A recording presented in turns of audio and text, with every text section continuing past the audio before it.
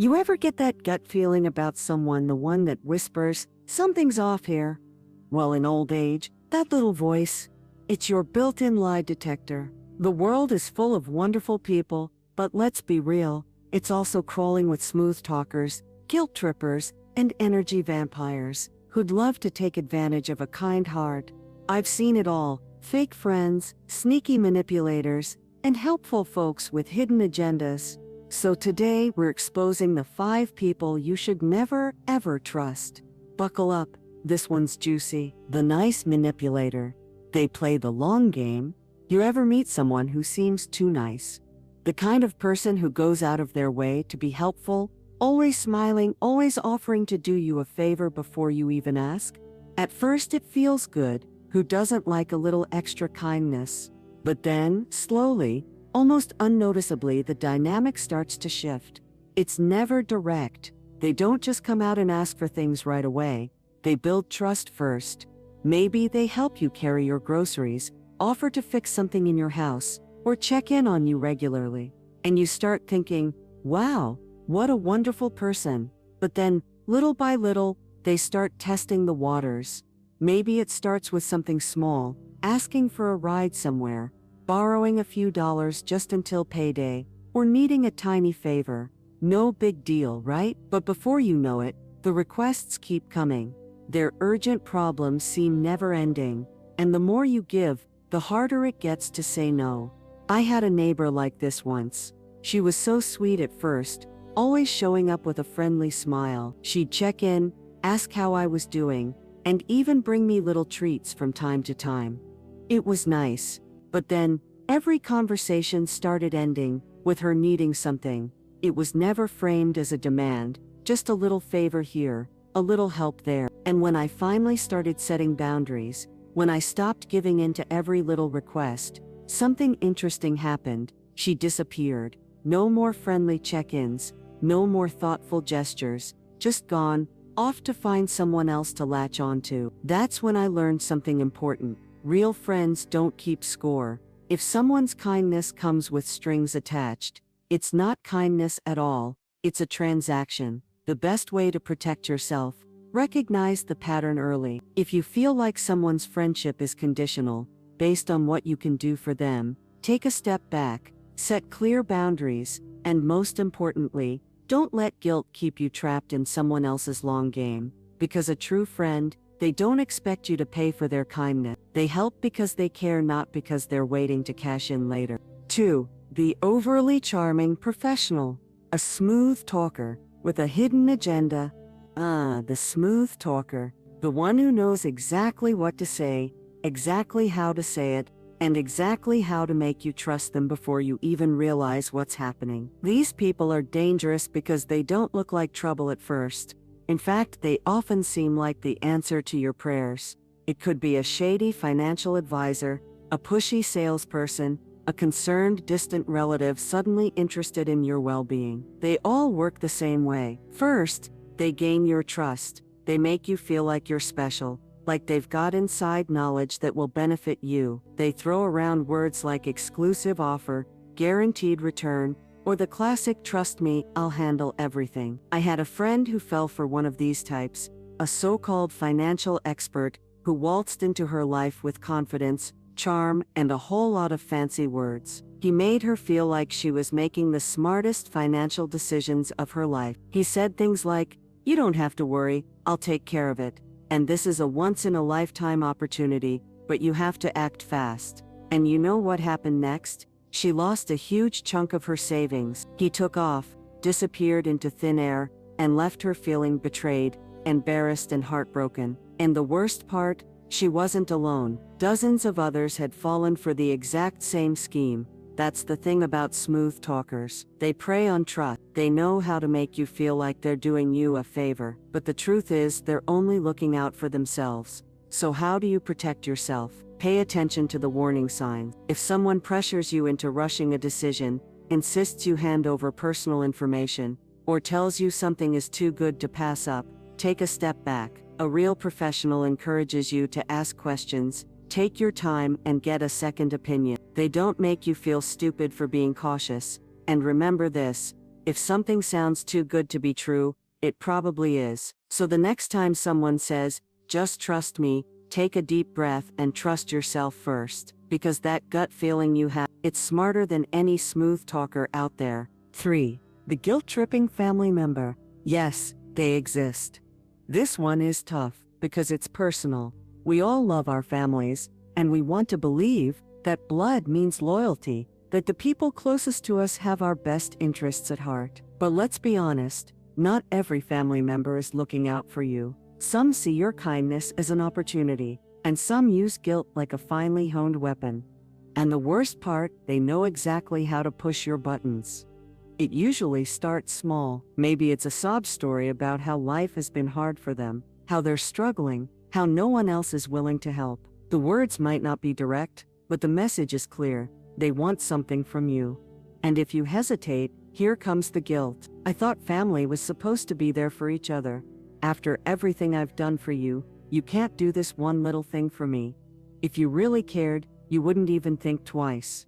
Sound familiar? Before you know it, you're caught in a web of emotional manipulation, feeling obligated to say yes, even when it drains you.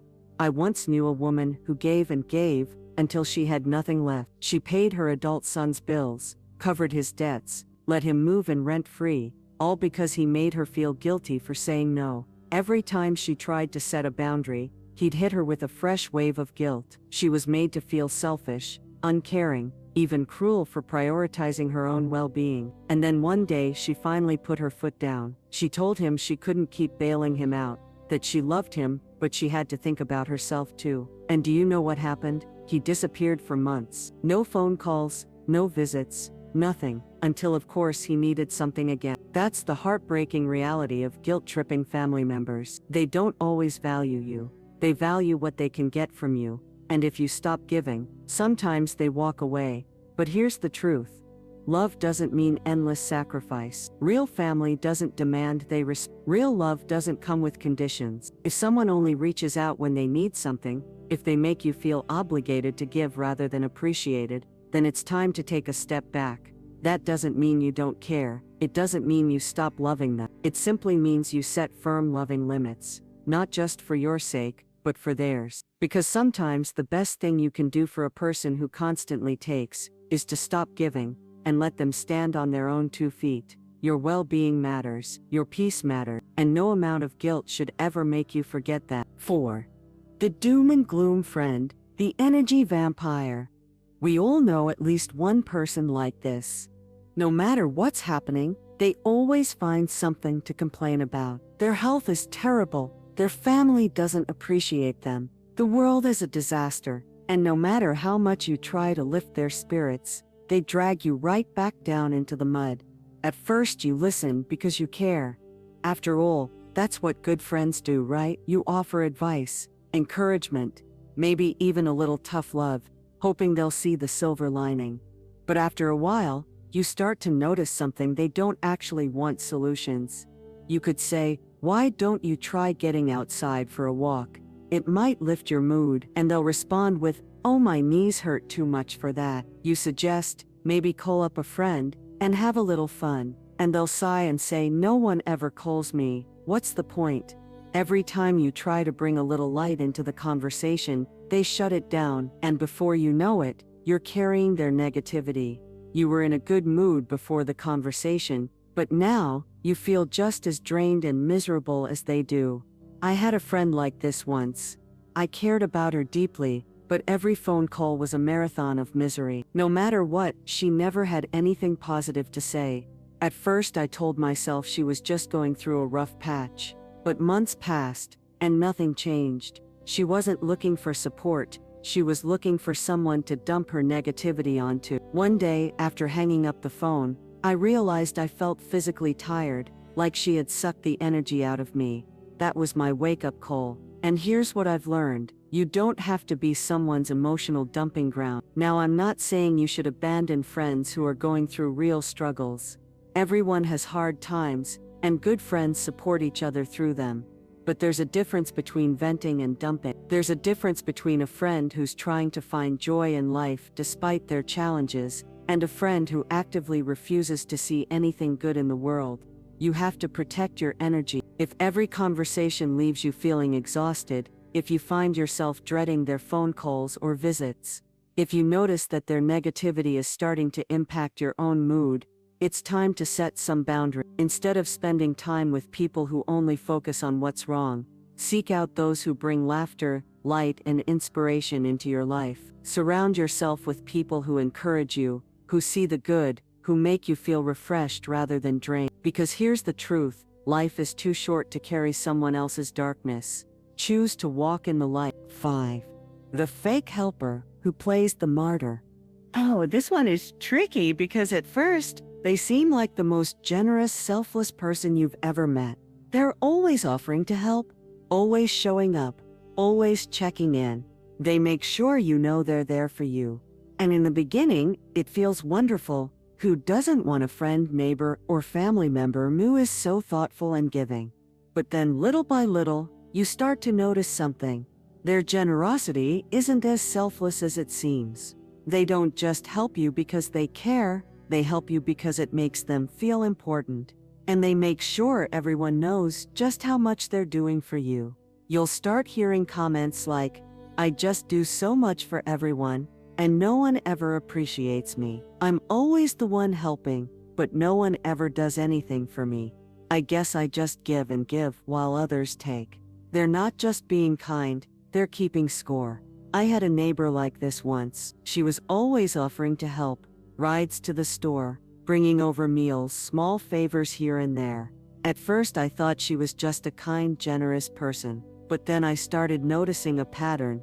Every act of kindness came with a price. She'd remind me constantly of all the things she'd done for me. She'd bring up favors from weeks ago as if I owed her something. And when I didn't need her help anymore, she lost interest in me completely. It wasn't about friendship, it was about control. She thrived on being needed, and when I stopped relying on her, she moved on to someone else to save. That's the thing about fake helpers. Their kindness isn't genuine, it's performative. A real friend, a real supporter, helps because they want to, not because they expect something in return. They don't make you feel guilty or indebted. They don't act as if you owe them for every little thing they do. So how do you protect yourself from a martyr? Pay attention to how you feel after they help you. Do you feel uplifted? Or do you feel like you're being pulled into a debt you never agreed to? Do they support you without keeping score? Or do they remind you of everything they've ever done for you? If their help comes with a heavy dose of guilt, obligation, or resentment, take a step back. That's not kindness, it's control. True generosity feels light, joyful, and freely given. If someone's help feels more like a debt hanging over your head, it's okay to walk away. You don't owe anyone your dependence. And remember, real support feels like a warm embrace, not a leash. There you have it, 5 types of people you should never trust in old age. They're out there, but the good news? Now you know how to spot them. So tell me, have you ever dealt with one of these types? What's your biggest lesson in trusting or not trusting people? Drop your thoughts in the comments, I'd love to hear. And if you enjoyed this, hit that subscribe button because wisdom isn't just about living longer, it's about living smarter. Stay sharp, stay savvy, and most of all, stay true to yourself.